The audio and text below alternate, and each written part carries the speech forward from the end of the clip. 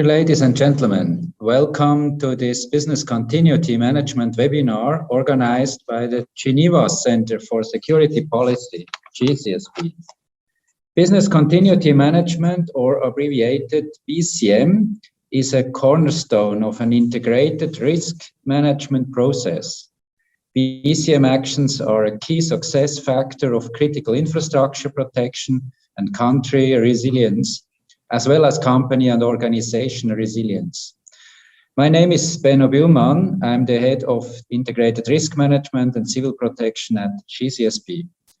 I'm very pleased about your interest to join our webinar today.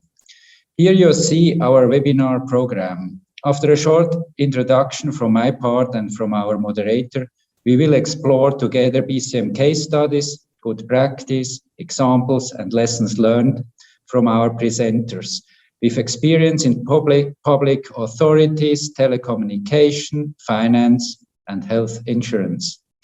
Due to the limited time of this webinar, this is only a specific view in some selected sectors. BCM is, of course, also a very important issue for many other sectors. Then we will have a discussion and we will elaborate on common conclusions. At the end, we will make a short outlook on future GCSP events in the area of integrated risk management. I'm looking forward to introducing you now the webinar's moderator and the presenters. Dr. Stefan Brehm is our webinar's moderator. He's Chief Risk Officer and Head of Risk Analysis and Research Coordination with the Federal Office for Civil Protection, Switzerland. Manuel Rodriguez Vico is Head of Crisis Cell and Business Continuity Management Unit with the European Parliament in Brussels. Yolanda Walker is Head of Emergency and Crisis Management with Swisscom Company in Switzerland. John Dempsey is Group Head of Business Continuity Management with Bank Pictet in Geneva. And Rito Schneider is the former Chief Risk Officer and Head of Business Continuity Management with a Swiss healthcare insurer. He is now Senior Consultant with Amsterdam and Walter Progress besides his own business. Thanks a lot to all the panelists for sharing your experience in the BCM area with us in the webinar. As you know, BCM is a key resilience action for countries, organizations, companies, and also individuals. In order to evaluate our own resilience status and ensure we implement the relevant and most important BCM measures, it is really important to be fully aware and understand the disaster and emergency environment in which you operate. Here you see, as an example, the latest disaster and emergency diagrams of Switzerland, divided in a risk diagram with frequencies and a risk diagram with possibilities for man-made hazards. The top 5 risks in Switzerland are electric power shortage, as you can see here, influenza pandemic, mobile network outage, heat wave, earthquake.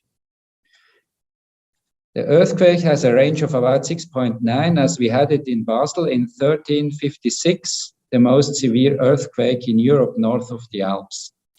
In the other diagram with plausibilities, the top risks are a biological attack with bacteria and a dirty bomb, as you can see here. Here you see the top 10 scenarios in Switzerland concerning the extent of damage. Besides the already mentioned risks, we have to consider a nuclear power plant incident, an inland flooding, people seeking protection, and windstorm. In the middle diagram, you see the expected yearly damage value, and on the right-hand side, you see the 10 most frequent risks in Switzerland. These are namely shipping traffic restriction, for example, due to a low or high water level in the Rhine, petroleum supply shortage, data center outage, severe weather, heat wave, forest fire, mobile network outage, electric power supply shortage, an airplane crash, or a hailstorm. As we learned, with climate change, floodings, and COVID, hazards and risks values are evolving. For that reason, it is worth considering current risks as well as future risk trends. As you can see here, the influencing network of risk trends is quite complex.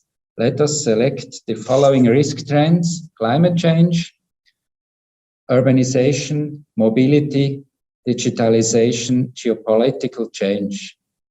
Such trends have an impact on the frequency and damage of the selected and assessed hazards. Here I see as an example climate change. Climate change here has a severe impact on the risk drought and also on the risk inland flooding and electric power supply outage. Digitalization trend has a considerable impact on the risk mobile network outage.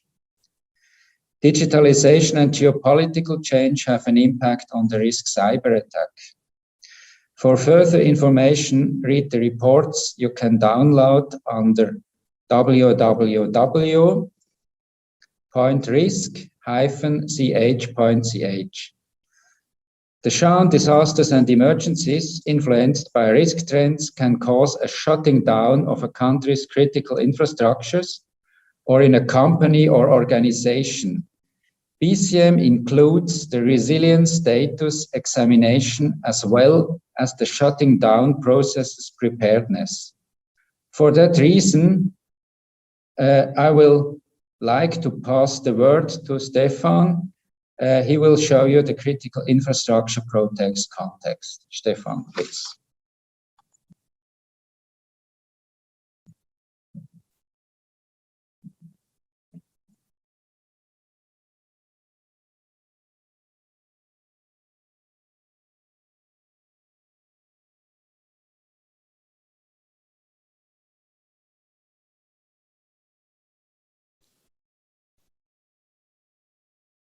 Stefan, you're muted.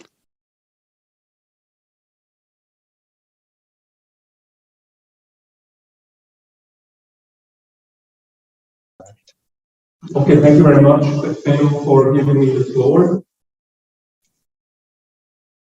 I would like to remind the participants that they can ask questions in the Q&A session.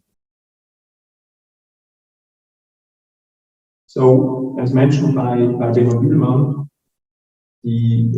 I will present you the CIP context based on the experience in Switzerland.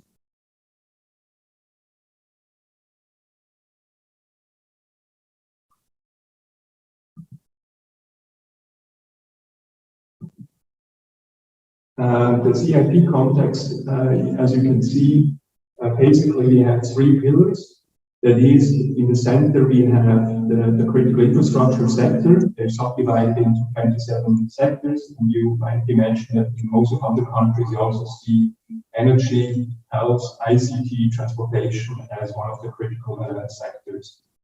In the remainder of the webinar, you will hear 4 presentations based on the public administration, 2 from the financial services, and 1 from ICT with telecommunication. The second pillar in our concept, we look at the various hazard spectrum, not only on natural hazards, but also technical hazards, societal hazards, and certainly most recently, the cyber hazards have become very prominent.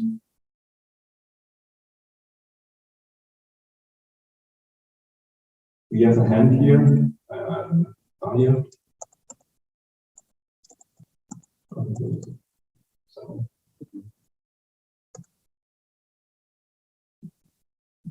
I hope I could solve now the voice problem. Is it better now? Yeah. Okay. Okay, and on the other side, we have the different countermeasures, but typically from a civil protection point of view, that we start with prevention to prevent the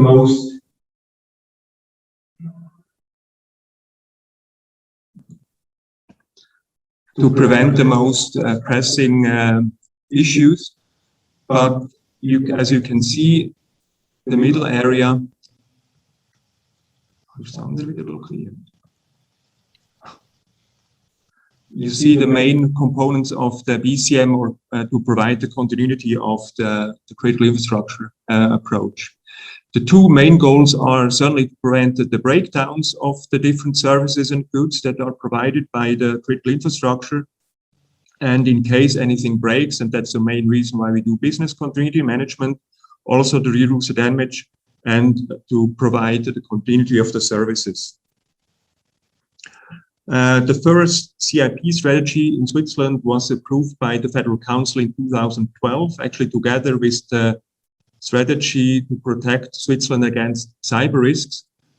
They have both revised in 2007 or in 2018 for the cyber risk strategy, but they both share the overall goal to improve the resilience of Switzerland related to critical infrastructures.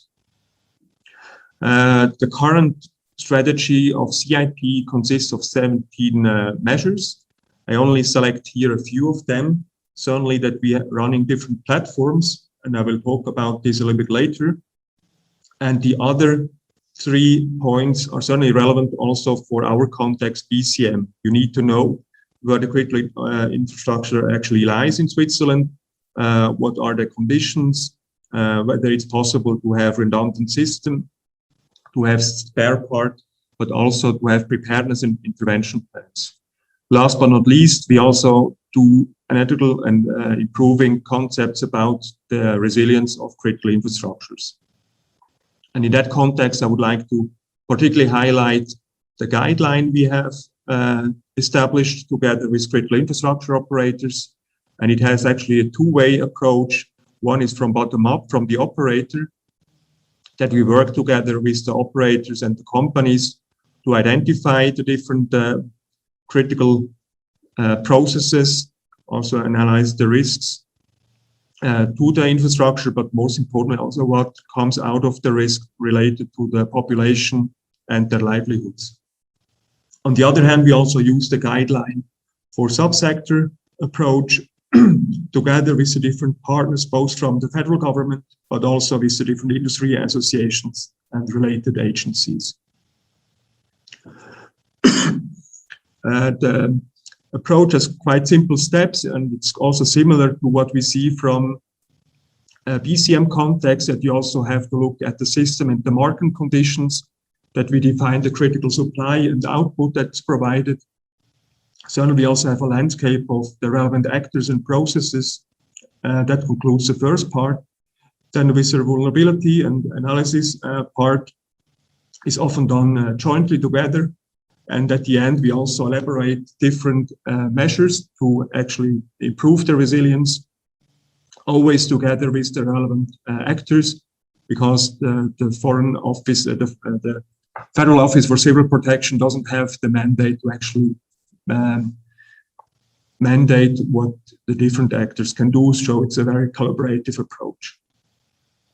But we provide different tools to foster collaboration, be it the different excerpts from the inventory that's classified, it's not made in public, but also with the guideline I have just presented to improve the resilience.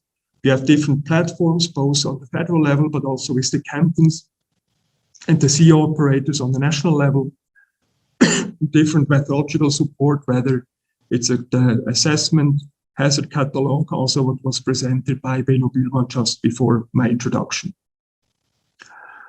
So we also use the different insights, the results, the products from the disaster and the emergency management approach, as mentioned before.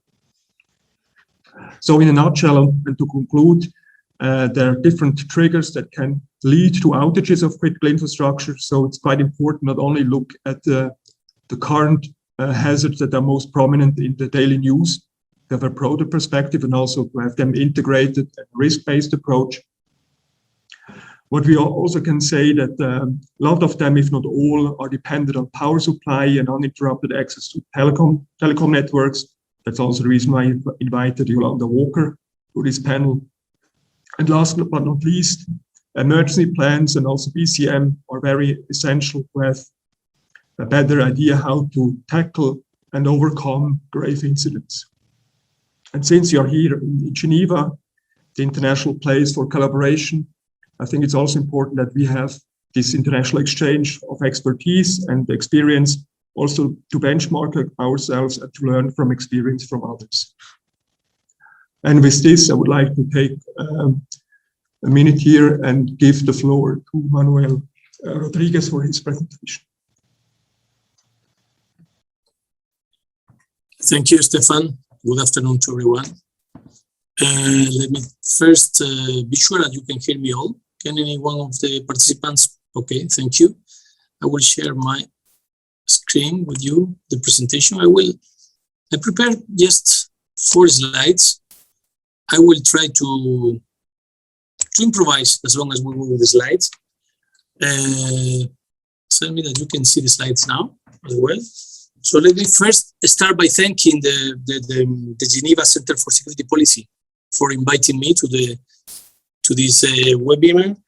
In return, because we are polite people in the EU, we invite Benno also to one of our seminars in business continuity in the coming weeks. Let me start by saying the obvious. How we perceive the COVID reaction or the business continuity linked to COVID was a challenge. We cannot say it in another way. It was a challenge. We even think it's a paradigm in the business continuity management. I will try to explain why we think that. But let me start by saying what is the European Parliament, because if I understood the contribution I can bring to these discussions it's a public institution, obviously. It's different. It's not a private sector. It's a public institution. And within the public institution, this is a political house. This is like any other national parliament, with the difference that we are representing here 27 different countries, and every country voted their own members. So, but the way of working is very similar to any of the national parliaments in Europe or elsewhere, with a political dimension, where are the members and the assistants, the entourage, and we have an administration. So the business continuity is obviously embedded in the administration of the parliament. Let me just quickly tell you how it's conceived. We work on a model since the last, let's say, we had the first business continuity planning in 2006 for the whole parliament, together with the European Commission and the European Council. You know, we are 3 main institutions based in Brussels. And we did a review in 2016. So pandemic came in 2019, 20, like a test to the new business continuity system. Our system is based in this resilience approach. Actually, we have 3 different disciplines, if you want to call it like that, embedded in the resilience. We start by, while there's no crisis, while nothing happened, like today we have a day-to-day business, we start by doing risk management. And more and more we're focusing in our risk management, it's a risk analysis basically, in 3 chapters. Operations, what the parliament do day to day. In the strategy, what the parliament wants to achieve in the future, and in the reputation. These are the 3 main chapters we focus our risk assessment. Reputation probably deserves some explanation. The parliament, as I told you, is a public institution, and our clients are all the European citizens. So we have to focus very much in what is the reputation, and we keep our reputation one of our main assets. If in any given time, any kind of incident, and this is important, our business continuity system is built with no distinction of what kind of incident triggers the launching of the system. Any kind of incident happens, we have 2 phases. We attack first with an incident or crisis management response. The difference between incident and crisis for us is the level. We have a decentralized system of crisis management that a certain level is called incident. When it reaches the top of the administration, of reaching the political activities of the house, is the secretariat himself, who manage the crisis, and this is what we call crisis, the level 3.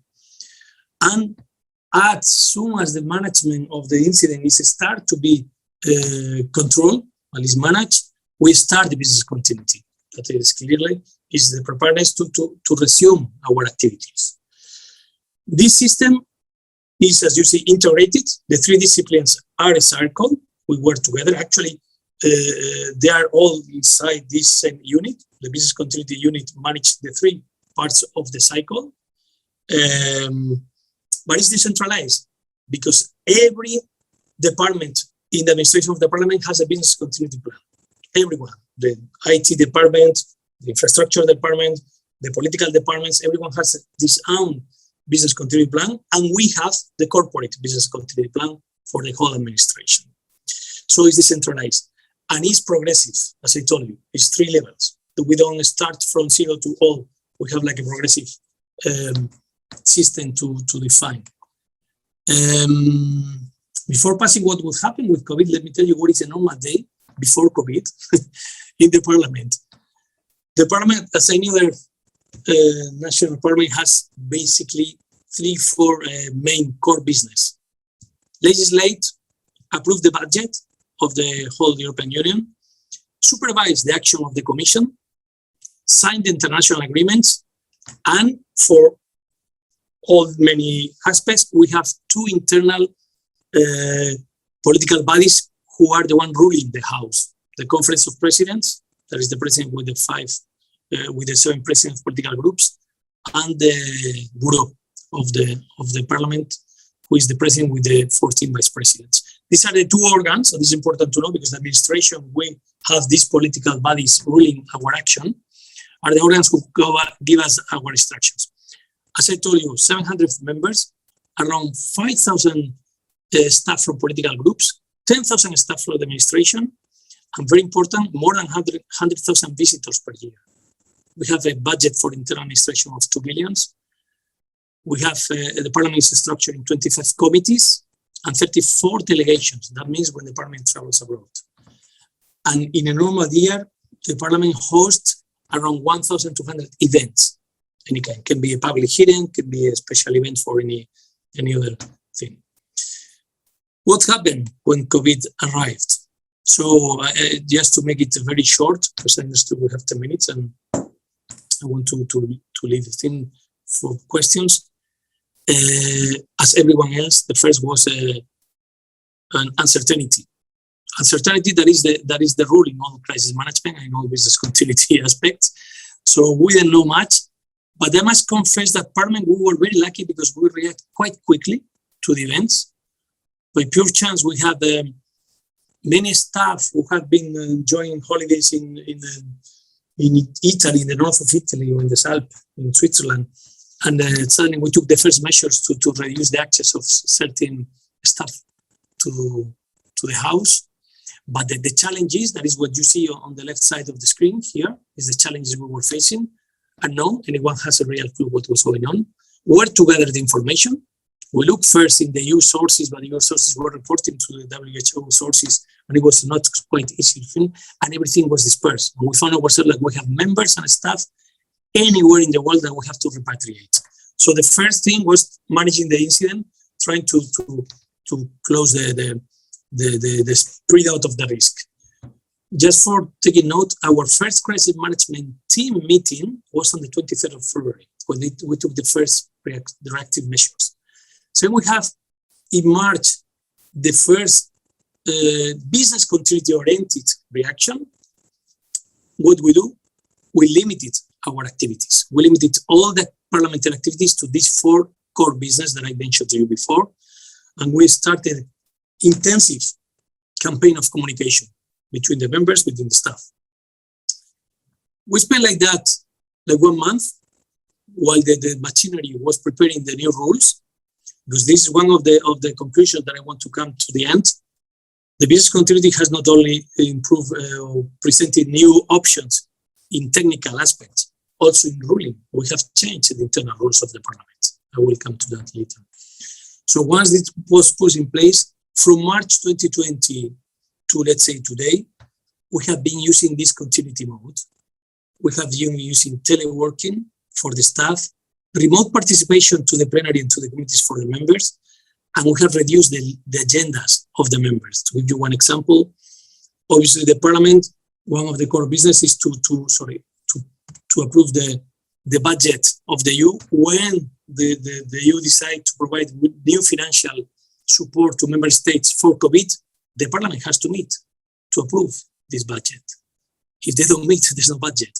So we have to invent ways where members can vote, can exercise the right to vote, can meet remotely to take decisions, to discuss and to take decisions on the budget. That was a quite challenge. And then we can say from today, from September, where we can call a new normality. We are working in hybrid mode. Most of us are already in the office, but we can still have some meetings running remotely. Before coming to questions, let me come to these advanced conclusions, and I will cut with that. The lesson learned, what we have learned. We learned that technically, we can do almost anything. Everything was possible.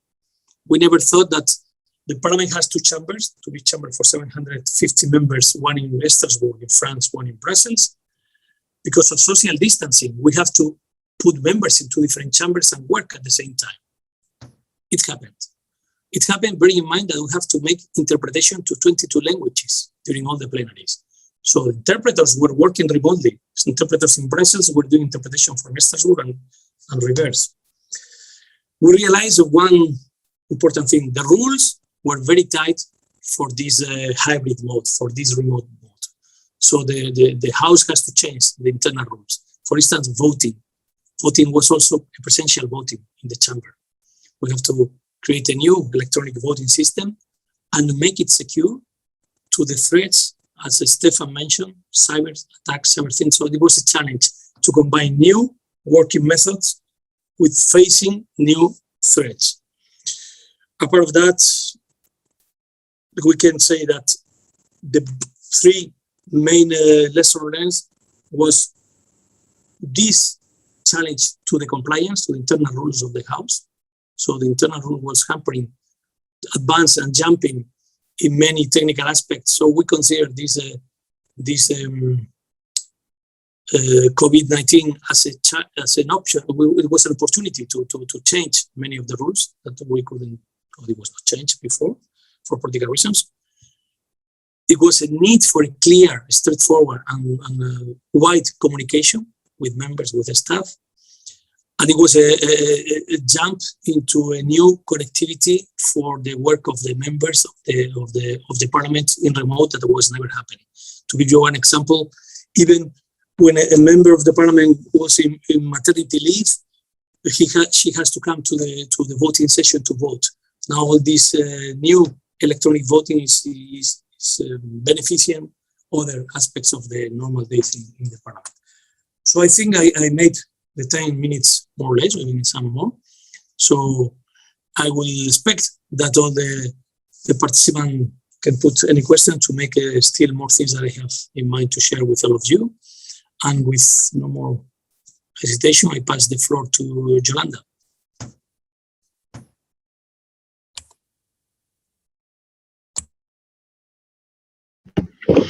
Thank you very much. Can you hear me?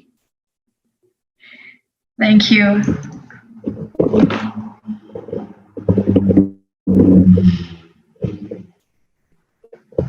Thank you, Stefan. I will very briefly and in a nutshell talk about the challenges as an operator of a critical infrastructure. Very briefly. Next. Next, Stefan. So in order to give you a little bit of a frame, I set the agenda as follows. Swisscom, it's my company, an ICT company. In order to understand a little bit better what we actually do, I will phrase a little bit the environment, the challenges in terms of security and COVID-19, of course, the crisis management / BCM. And then, of course, I want to share with you on a very practical manner our toolbox. Next, Stefan. Our overall goal in terms of security, and that is a really, really important one, is to opt to a safer and connected world. And having said that, we have below 2 sub-objectives. So first of all, yeah, we are a classical service provider for bakeries, hospital, banking systems, you name it. That needs, the customer need is above all security-related measures. However, we use the best technique to help our customers security-wise and in other respects. Next.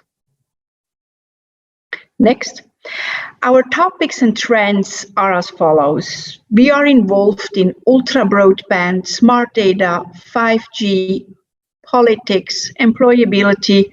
Of course, it was said by Manuel, COVID-19, cost management, and so on. Next. And that leads me to our dependencies. Because we are quite involved in a lot of applications, for example, in medical applications, money supply, transportation, logistic, and also private matters, when we face a problem or when we have a BCM issue, it's quite often not clear what the cause and effect is. So what are we doing? On a very practical and brief level, we always do a proper problem analysis. We do a threat modeling and we set our goal because it starts with thinking.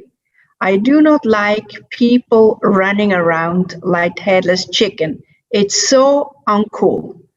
Or people who shout at each other.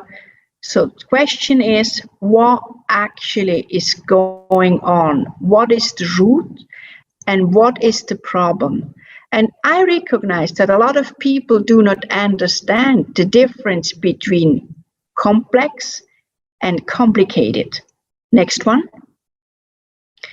And just about security, I really need to say that in that audience, and you don't need to know all facts and figures, but just a few. In almost every group you can see we have an increase during COVID, during home office. So we have a lot of hacks against our own infrastructure, which we can block. We block malicious websites from our customer, or even we block systems before our customer recognize it. So be vigilant, get a plan B. Next. And what might be of interesting of all of you is COVID-19. That is a very tricky one. Next. And I show you only a very few BCM examples alongside COVID in a nutshell. What we did actually is we set up immediately a task force. We coordinated all measures. We had a lot of phone calls. We monitored closely. We still do. We have at times 85% of our staff in home office, and not just our staff, we had to help our customers to put their people into home office. All trainings were electronically. What I saw also is a deterioration of the payment model. So we had to extend the payment process, the terms. And of course, as I said, as we are a service provider, we had to shift our offers. Yeah, we had to enlarge the bandwidth. We gave waivers. And as I said, we helped people going into home office. Next, Stefan. And how are we doing it? Actually, it's quite simple. We try to be calm and carry on. And not everyone, not every president is same gifted, but Eisenhower said something very smart. Distinguish or try to distinguish the important from the urgent. The head of WHO said it also. We do not have only a pandemic situation, we have also an infodemic situation. A lot of noise is going on. And our task is to sort out what is going on, but also what actually is the relevant information. Next one. And we stick actually to these three messages. Maybe you have other ones, but I think for us, it's quite okay. Maybe you have read a book about Nassim Nicholas Taleb. He was the one who was writing the book, The Black Swan. Just because we do not see them in Europe or in Switzerland, that doesn't mean they do not exist. And I just learned from my colleague, Tim, that in Australia, they have a lot of black swans. So ideally, get a plan B and C and D, because quite often, actually, it turns out differently than we think, and it turns out differently that we love to have it. Everyone is replaceable. That is basic BCM, loss of staff. We are creating redundancy. Every one of us is replaceable. And I know we do not like to hear it because some of us have a bigger or a smaller ego, but we need to share information. And of course, uncertainty and fear blocks us. If you're running around like a hairless chicken, we forget half of the message. That's why practice creates masters. Next one. And the three management levels help quite a lot. The operational level is quite easy, that's daily business. The tactical level, it's a little bit trickier. And the strategic level, that's a tricky one. And that's why we do have a crisis management with 68 people. Next one. And of course, you can sort out your problem in different way. We do it with the systemic way. So daily business, easy, it's dark, you use the light switch. A complicated system, that's almost always successful. It's an emergency situation. It's monocausal and linear, not a big deal. You should be able to handle it. But when we talk about complex systems, we always talk about damage control. That's a crisis. And to understand it, it's quite difficult. We need to know the root cause, the linkage of the problem, the dependencies, and we need to be able actually to understand what's going on, because at times there are a lot of interferences.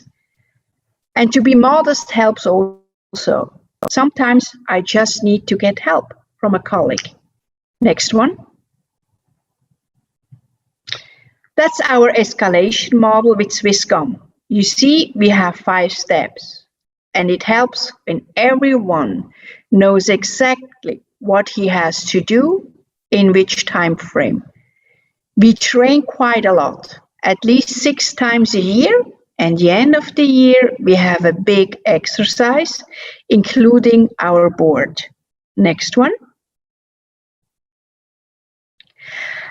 And you might be most interested in our little toolbox or in our recipe. What are we doing?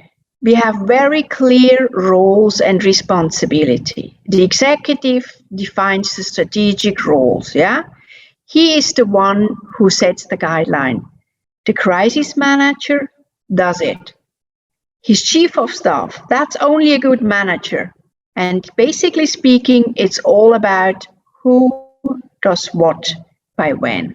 And again, clear orders are very, very crucial. We share all required information. We have one channel, the internet, and we take care of our repository. How can someone take decision when they do not have all information? Next one. Perseverance, yeah, BCM pillar, loss of staff. We have at least 3 teams, although we do mingle them. We do not have team A, B, and C. I don't want that. They need to be flexible. They need to be able with all colleagues they have. Furthermore, each person must be replaceable. Therefore, everyone has at least 4 to 5 colleagues. We use the same documents and structure. Train as you fight, yeah? We rehearse reports. We have always the same slide sets. When we go to the board, it makes life much easier. And what I like the most is people around me who can think outside the box. Our CEO always need to have the relevant information, not just aisle conversation. We need to do the maths right. What is the first, second, third variant? What is the best solution? We cannot just moan about people who are not deciding. We are always asking ourselves, are we part of the solution or rather part of the problem? Because we need to give appropriate information. Next one. So again, my 3 messages. Get a plan B, create redundancies, and practice creates masters. Next one. And of course, none of us can predict the future, but Pericles was a very wise man. He said it, the point is not to predict the future, but actually to be prepared for the future. Next one. And in a nutshell, and very, very briefly, that was the challenge as an operator of a critical infrastructure. So in case of further question, just email me, ring me up, or visit us in Geneva, Bern, or Zurich. I give back to you. Thank you. Hi, Yolanda. I think it's my turn now to share my screen and to take the next presentation. Thank you for that.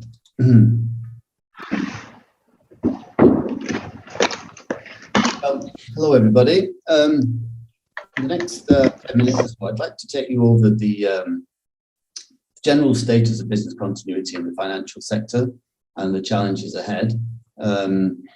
Although my experience is primarily with Pictet in this area, it's also based on a lot of discussions with colleagues in other banks and general seminars, so it's relatively general information. I don't think it's too specific. So I'll go through that area, look at the different types of crises and risks as we see them. Certainly a look at COVID and how that worked out, and the next challenge of going towards more operational resilience, or how operational resilience is interpreted in the financial sector. So Pictet, just very briefly, to give you some idea of this bank. It's an investment bank. It's offering wealth management and asset management. So it's not a high street bank. It's not for commercial loans. It's for private individuals and asset managers like pension funds.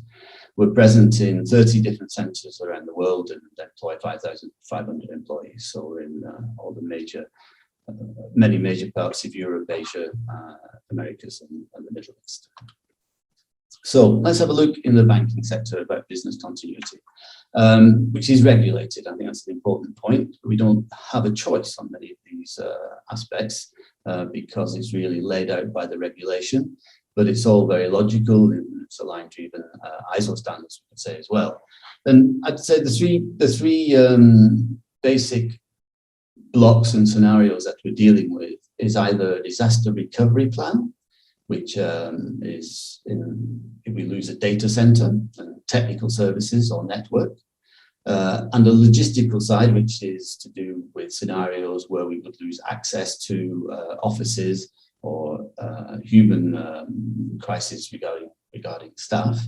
And the third block is then the crisis management, depending on the measure of the incident, to execute proper crisis management structures and communication in order to decide whether to invoke a disaster recovery plan or a business continuity plan. I would say what we call sometimes traditional business continuity management is focused on assets, and if we lose a certain asset, how we replace an asset, be it an office, be it a data center. And that's something, as we go through the presentation, we'll see there's a change in that approach going forward. But here below this diagram is just to give an overview of if an auditor from a regulator comes into the bank and wishes to see me, normally it's announced, I'm glad to say, and I put everything on the desk as far as the model. This basically summarizes it. And certainly what a regulator would want as a minimum would be that we have a policy at the top. So the tone at the top and the commitment from the top is clear of the governance of BCM, the organization and the responsibilities and the objectives are clear. And then we get to the heart of the matter, which is the impact analysis with the business. And this is an annual cycle. We conduct hundreds of interviews every year with the business teams to understand if their processes have changed, if they're using different IT systems, or even if the location of their staff has changed. And based on this, we have the business recovery strategy, and then we build a business continuity plan, a disaster recovery plan, and revise, if necessary, the crisis management structures and checklists. And all this we have to put to the test at least once a year and improve as we go forward. So it's quite analytical in some ways, it's very logical, and it's very structured. And this, I would say, would be a typical crisis business continuity model. There are different types of crises, and I think this is where COVID made us think again. A typical crisis that we were very much focused on, we still are, but particularly pre-COVID, was a cyber attack. You can imagine for a bank, data is our gold. And if we have a problem with data and a cyber attack, it's really a nightmare solution. And we have many, many measures to protect against cyber attacks. And in the event that there is a successful cyber attack, that we rehearse technical and organization reactions to it.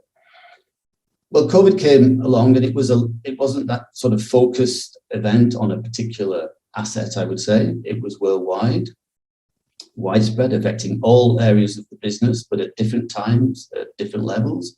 Different countries were improving the COVID situation, while others were going down. In different places, you had people in the office, people out of the office.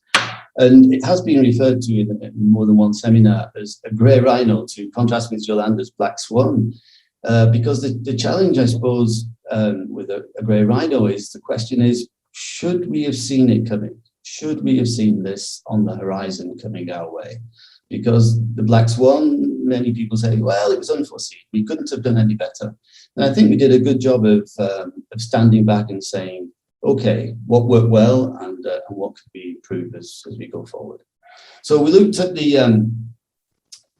what are our main drivers of risk? And again, we go back to some of the basics, that certainly in the financial industry, we need to innovate. So there's no option to stand still.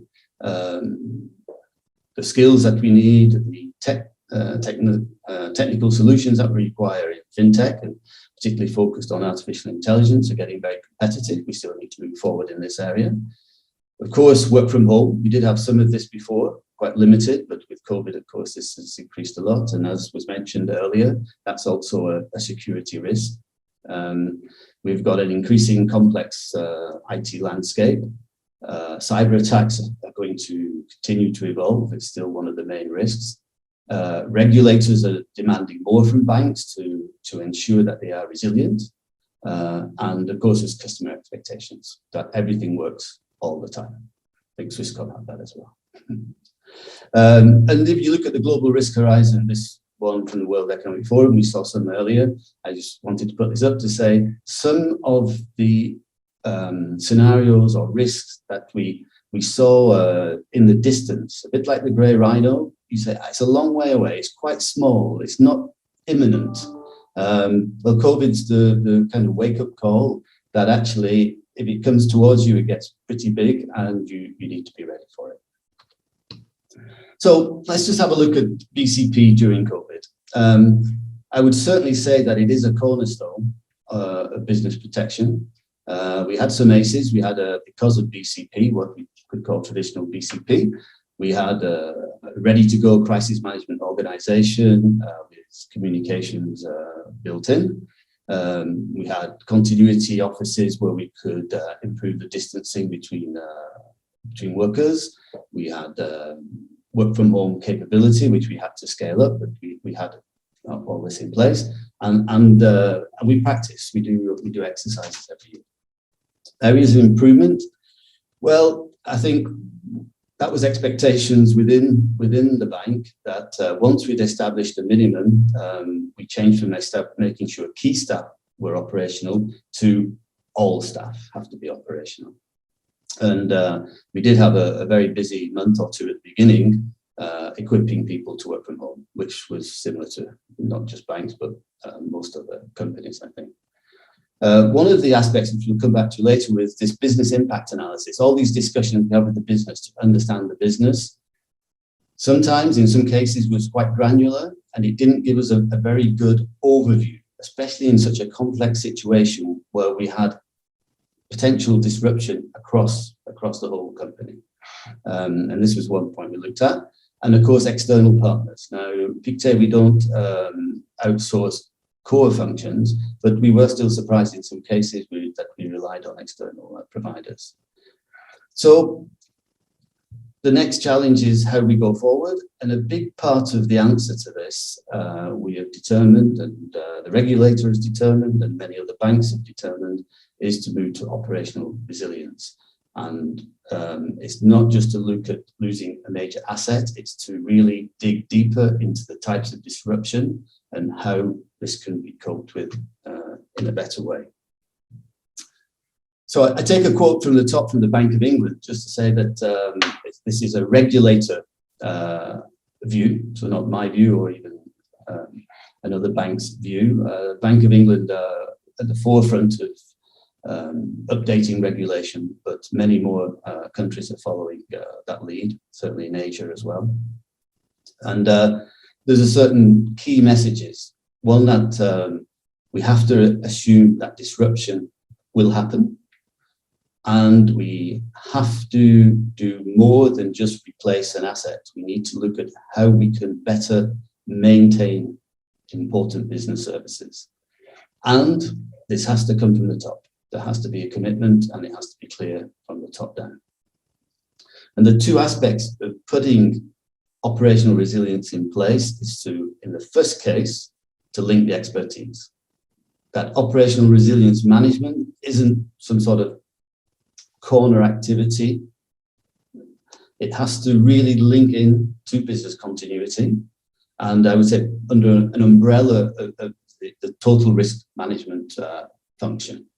And I think the links are relatively obvious, but sometimes operational resilience, people see it as almost a replacement for some of business continuity. And I really don't think that's the case. It's really an extension of business continuity in this area. And the second part is then, well, how do we go about moving more to this operational resilience model? Well, there's one, the first key, I would say, term that is used in the regulation in many different countries is an IBS, which is an important business service. And why I want to just take a second on this is what the regulator is saying is identify what is key to your client. Don't just do everything the same way. Really take a step back, top down, so more than the bottom up, take the top down. What is it that we must do? And at that point, really define all the dependencies of people, processes, technologies, facilities, third parties that you need.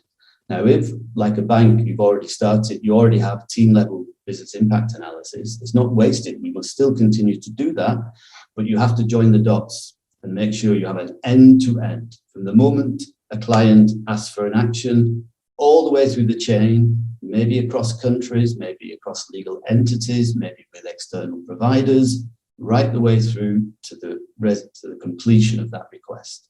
And that's a really important point, and ensuring that it's like the weakest point of the chain, that it's a consistent resilience across that end-to-end service.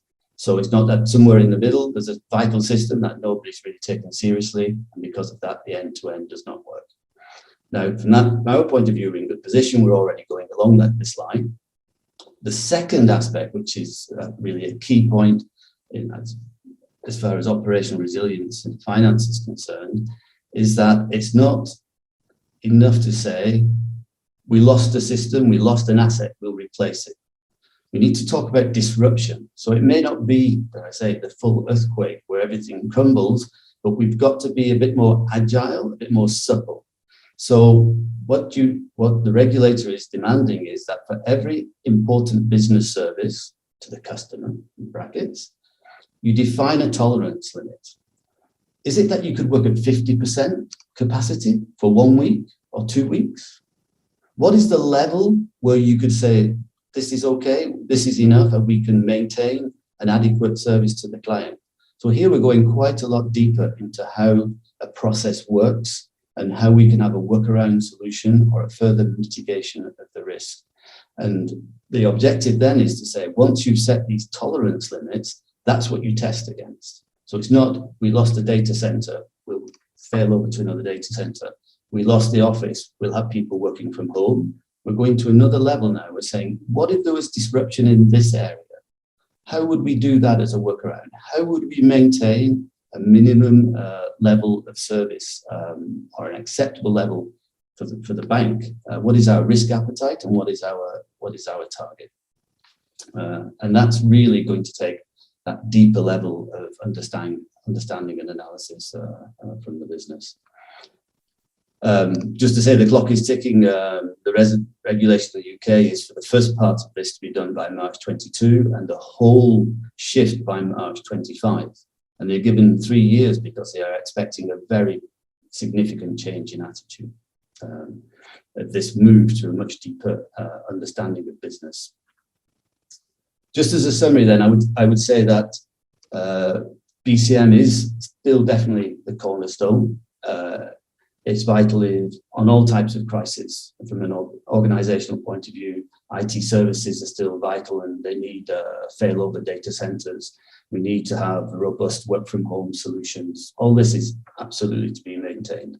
But we will be pushed now to go into a deeper level and adapt a more just in case approach. I know we have just in time, and most of the time have been efficiency, but we may have to build in some fire breaks. If one system fails, sometimes it means there's a domino effect, where now we maybe have to look at containing that issue and ensuring it doesn't get passed along that same error. It is a change management program for most people, depending on where you are in the roadmap. So it's organization, responsibilities, budget. It's not just a small effort, and it needs to be supported from the top. And 2 quotes which I think support this move into a stronger, deeper relationship with the business would be to say that if we are going to have excellent companies, then excellent companies are resilient companies and they have a resilient culture. And again, we can have all the procedures, but if we don't have a changing culture eats strategy for breakfast being the classic line, then we may end up ticking boxes without really getting a true value for the company that you work for. So I hope that's summarized basically where we've moved to, or where we're moving at the moment in the financial sector to this much deeper view of resilience rather than just continuity. Thank you, everybody. And if I can, I'll pass over now to the next presenter, Dr. Rito Schneider. Over to you, Rito. Yes, thank you, John. And I also try to switch to the presentation and hopefully you can see it. Okay. I would also like to thank Beno for inviting me to share some of my experiences I could gain during the last couple of years. And as you can see in the title, the focus is insurance industry. So for many, many years, I was working for a large reinsurance company and I was used to assess large industry firms from pharmaceutical sector to oil and petrol to chemical industry, whatever you had. And I was pretty happy to see that all these big corporations had well-established risk management system. They knew about business continuity. And it basically goes a little bit back to the year 2000 when the companies prepared to the Y2K event. Then they went through the first SARS crisis in 2002 and 2003. Then bird flu came. Everyone had to prepare all the pandemic models. So in the big industry, the concepts were pretty known and established. And everybody was clear that you start with business impact analysis, you have to have a business strategy in place, then you prepare recovery plans, and you have continuity measures in place. And of course, you do a lot of testing and training, and you keep your staff well equipped with all the new information. And then I moved to a large, small, medium enterprise in Switzerland, and the world was totally different. So there I was in charge of building up a business continuity management system. And there, the first thing I struggled was when I tried to convince people that they should think in worst case scenarios. They told me, oh, you all have an apocalyptic thinking. You have a totally negative mindset. We have much more urgent things to do now. And technical human failure, I did not experience that. Cyber attack, we never had a cyber attack. Pandemic outbreak is far away. And to natural disasters, we are not exposed. And terror attacks, we are not a target. And in this environment, it was pretty tough to convince people that they should do something called business continuity management. And my explanation was that in general terms, managers don't like to think in worst case because they feel that may be out of my control and I'm not sure whether I can be brilliant. And this is really a big hurdle to overcome.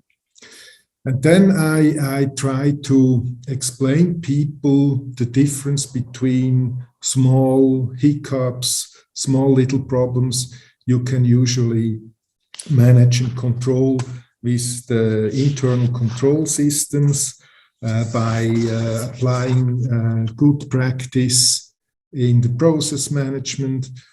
And slowly but steadily, we started to talk about what do you do if the power is out for more than 2 hours? What if we change the voice over IP and put away the telephones? Do we have new and different problems?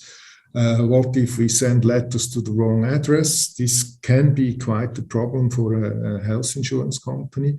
Then people started to understand, okay, that's important, we have to control that. But when we started to talk about fire in an office tower, they already told me, well, look, that's not possible. We never saw that. Rampage or amoklauf in one of the point of sales. They said, I have never experienced that. No, it will not happen in Switzerland. And of course, then we had this extreme case in Schaffhausen where somebody with a chainsaw was entering at the point of sale, right? And my experience told me that people only believe it after the event has occurred. And it's basically hopeless to try to convince somebody that this can happen. And even in my old job, I was involved in planning and preparation emergency measures for the earthquake in Basel, the inner city. And again, despite the fact that this earthquake occurred a couple of 100 years ago, it's utterly difficult to convince people that they should prepare for such a worst case. And talking about preparing for worst case, I will now focus on the pandemic crisis management we all had to do when COVID was approaching. But maybe just to tell you the link between BCM and risk management. In risk management, I learned that I should always ask myself, what can happen? How can we prevent that from happening? And of course, can we afford it? How much money we have available to finance the preparation? But in BCM, it goes much, much further. We have to talk about scoping of processes. What are the really important processes, the core process of a firm that keeps us alive? Where are the important people that cannot be replaced so easily? What are the critical areas? And people in the last professional environment, they were not aware that there is such a thing as a business impact analysis. They did not understand the language, business continuity, or they did not understand what's the maximum tolerable period of disruption, what's the difference between recovery time objective and recovery period objective and things like that. So it was very, very challenging to translate all these theoretical words or language into something they could use in their daily life. And at the end of the day, yes, it's all about being resilient, being able to rebuild quickly a system that has been attacked by an event. But loss of production, if I talk to somebody who's in charge of running a process, it's his business to make sure that the process is not interrupted. So I cannot expect that this person volunteers to tell me all the problem he has or she has of running his process. And this then relates to a culture you have to establish to be able to talk about deficiencies, insufficient controls, and to just be open and transparent to things that are not running so smoothly and well. Okay, going back to this large, but still considered to be a small medium enterprise health insurance Switzerland, there the immediate challenge with COVID was of the following nature. We had the legal obligation to protect employees as an employer from getting infected by COVID. Home office, it was not a culture, it was not yet established there. We could not even send people at home because not everybody had a laptop. And a lot of services go along with telephoning, so you have to physically contact clients via telephone. This is not so easy to shift millions and millions of calls to a home office place. And last but not least, one of a sudden, there was the threat that people have to go to active military services. And I consider this to be a compulsory recruitment of medically trained staff. So these people would then be out of function, if you want, for our own firm. So we had to screen the staff that was eligible for this recruitment. We had to make sure that these people can be replaced, that we have redundancy, and this all within a short period of time. And of course, we then established a crisis management team. Now, actually, it has changed from crisis management to a task force, but this was really, really helpful. But in the beginning, this crisis management team was then challenging the service departments that were still in their daily routine. So, for example, we then called in the IT department and say, hey, our people need laptops, they need licenses to be able to switch to telephone lines according to the need. And the thing they did, they got angry. They told us, well, are you thinking you're not doing a good job? And we first had to overcome these very defensive attitudes of service people because they really felt attacked. But it was far away from being attacked. It was the sheer need of equipping people in no time with the necessary things that were obviously lacking because nobody was planning and preparing for this type of emergencies. And I must say, within a couple of weeks, we got everybody equipped with laptops, we got all the licenses organized, we adjusted the bandwidth, we organized the internet access, adjusted routers and whatever is needed. And looking back, this was excellent, but it could have been done much quicker. And that's the learning, and it hurts a bit. But there I'm pretty sure that we will forget very quickly what we have learned during this COVID crisis. And interestingly enough, we had an organization with 9 big local centers, very I would say, spread out in Switzerland.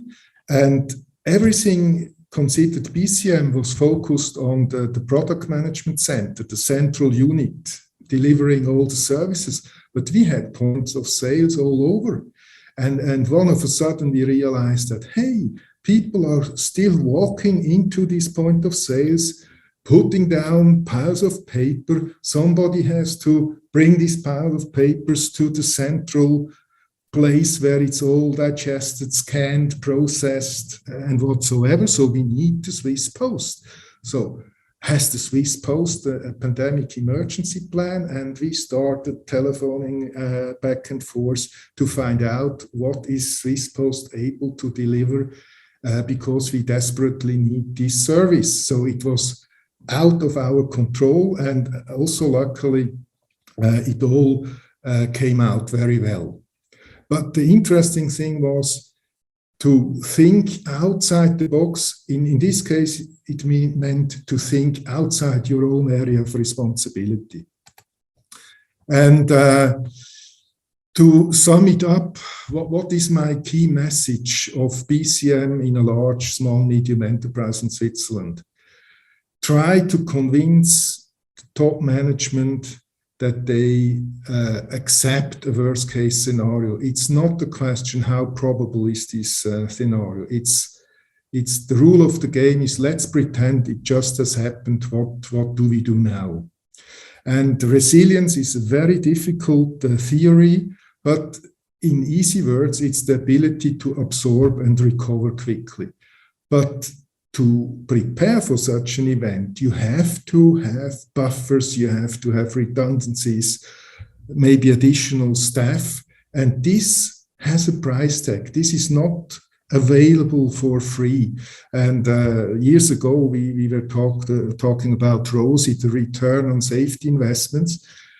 And the problem there is it's not measurable. You cannot invest 100,000 and 2 months later you can prove that you saved 500,000. So there is investment based on belief, and that would be my message. BCM is a very tough business. It's a cultural thing. Very often the messenger of the bad news gets killed. So you have to withstand all that, and you have to be ready to sacrifice yourself and to help the company to go through this thing in order to make sure that the company plans for the worst case and make sure that the resources are available. So I know it was quick, it was broad, but maybe you can feel that my emotions are fully on this topic, and I think we need to do a lot more to be better prepared for the next crisis that is looming around the corner. Thank you for your attention. In summary, we know it is worth examining our status of resilience as well as our status of BCM preparedness. And it's not only a question of money or knowledge, it's really a complex question, I assume. As we know, hazards, risks, risk trends, critical infrastructure protection, and in this context, BCM are crucial issues and challenges in our risky and networked world, and they will stay with us also in the future. GCSP would like to offer you platforms and courses for improving your understanding, for discussing and exchanging best practice examples and lessons learned on an international level, as well as state-of-the-art methods in the area of integrated risk management. To understand and recognize your demands and wishes, you can fill them in a survey form. You can find the link in the chat room, and you also has got an email where you have the link in it. And I warmly invite you to download the survey and send it back to GCSP. Thank you. With these words, I close our BCM webinar almost sharp at 4 p.m. I'm looking forward to seeing you again in a virtual, hybrid, or in a physical event, or in a personal contact. I wish you all the best. Keep well and healthy. Thank you very much.